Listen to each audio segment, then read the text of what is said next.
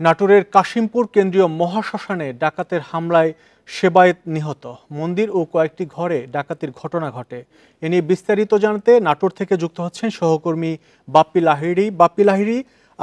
এই যে ঘটনা ঘটলো, পুলিশের বক্তব্য কি? এখানে কারা আসলে জড়িত থাকতে পারে, আর এই ঘটনা এখন পর্যন্ত কোনো সন্দেহভাজন কাউকে আটক করা হয়েছে কিনা?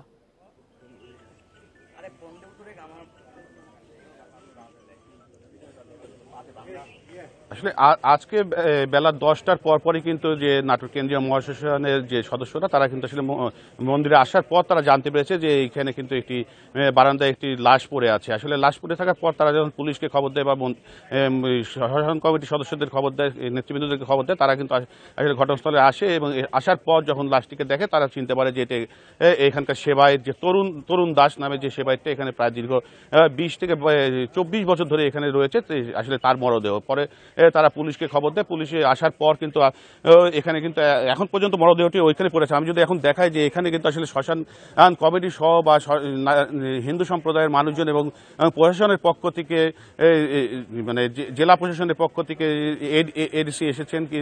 এছাড়াও কিন্তু আসলে আমরা দেখেছি সেনাবাহিনীর সদস্যদেরকে আসলে ঘটনাস্থল পরিদর্শন করে যেতে ডিবি পুলিশ আছে, তারপর এনএসআই, ডিজিএফআই সহ প্রশাসনের যে সর্বস্তরের যে কর্মকর্তারা তারা কিন্তু আসলে ঘটনাস্থল পরিদর্শন করছে। এখন পর্যন্ত আসলে যেখানে মরদেহটা রয়েছে আসলে ঘটনাস্থল যেটা, সেখানে কিন্তু আসলে ক্রাইম সিন হিসেবে এখানে আটকে রাখা হয়েছে, যে আরো বিশেষ কিছু তথ্য প্রযুক্তি ব্যবহার করার পর আসলে মরদেহটা ওখান থেকে হস্তান্তর করবেন। এখন পর্যন্ত পুলিশের পক্ষ থেকে কিন্তু আসলে আমাদেরকে কোনো কিছু জানানো হয়নি যে আসলে ঘটনাটা কিভাবে ঘটলো বা কি ঘটেছে এখানে। তবে মন্দিরের যে শ্মশানের যে মূল মন্দির, এই মন্দিরের কিন্তু আসলে লোহার গ্রিলগুলো ভেঙে ভিতরে ঢুকে এখানকার যে প্রয়োজনীয় এবং কাঁসা পিতলের যে আসবাবপত্র, অতি প্রাচীন যে মানে কাঁসা পিতলের যে জিনিসপত্রগুলো ছিল, সেই জিনিসপত্রগুলো কিন্তু এখান থেকে খোয়া গেছে। এর বাইরে যে একটা ভোগ ঘর ছিল, ভোগ ঘরের ভিতরে যে বাসনপত্রগুলো ছিল সেখান থেকে কি খোয়া গেছে এগুলো কিন্তু এখন বলা যাচ্ছে। বাইরে কিন্তু অন্য ঘরে যেসব ঘরে আসলে দাহ কাজ করার মতন